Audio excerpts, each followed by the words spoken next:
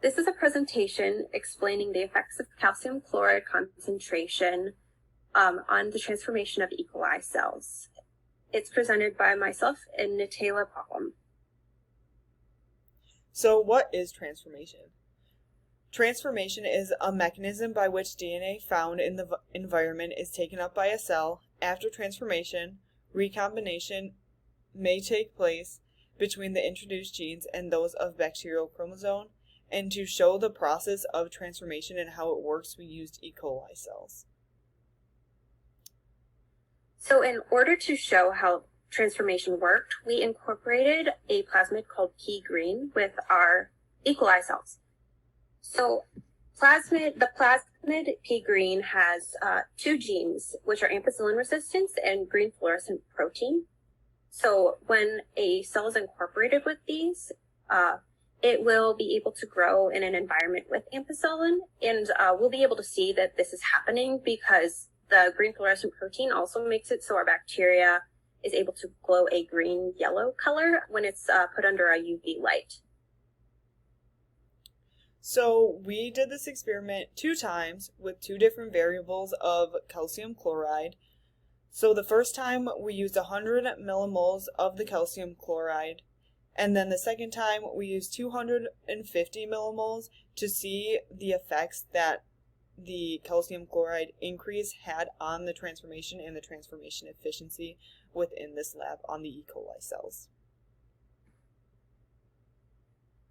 So our experiment, it was very detailed, so I won't bore you with the details, but we had 3 different sets of the sample. So we had one that was treated with 100 millimoles of calcium chloride, one that was treated with 250 millimoles of calcium chloride, and another one that was treated again with 100 millimoles of calcium chloride.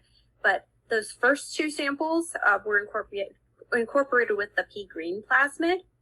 So with our samples that had the P-green plasmid, we made dilutions, 10-fold, 100-fold, and 1,000-fold of each, and we plated those. So basically our experiment was to show how the difference of calcium chloride would make the cells more or less competent.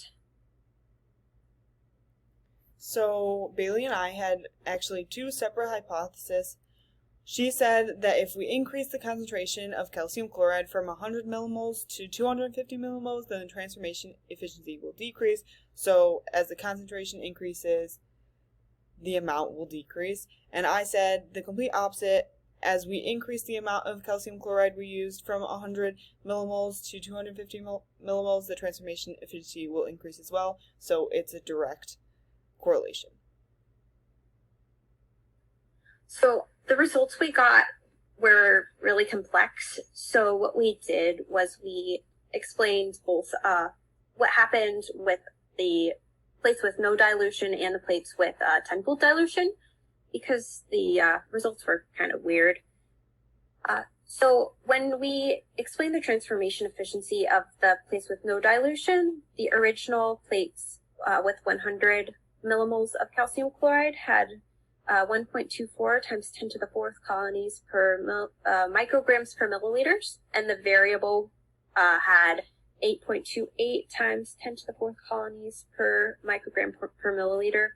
This ended up with a fold difference of 5.7, which is very significant in the positive direction, but the 10-fold dilution plates had a different result of having 4.8 times 10 to the 4th colonies per microgram per milliliter, and the variable had 6.0 times 10 to the 3rd colonies per microgram per milliliter, with a fold difference of negative 0.9, which obviously is the complete opposite of the original plates. So for our conclusions based on the results, we realized that something must have gone wrong within this experiment, because there's no way for our 2 plates to be completely different fold difference in a completely opposite way. So some possible things that could have gone wrong is 1, an incomplete sterilization of the cell spreader. this could either be not removing all of the ethanol off of it, killing our cells, or not killing all of the cells based on the plate before it and infecting other plates with those cells. Another possibility is mixing pipette tips with the different concentrations, but we lean more to the idea of incomplete sterilization of the cell spreader.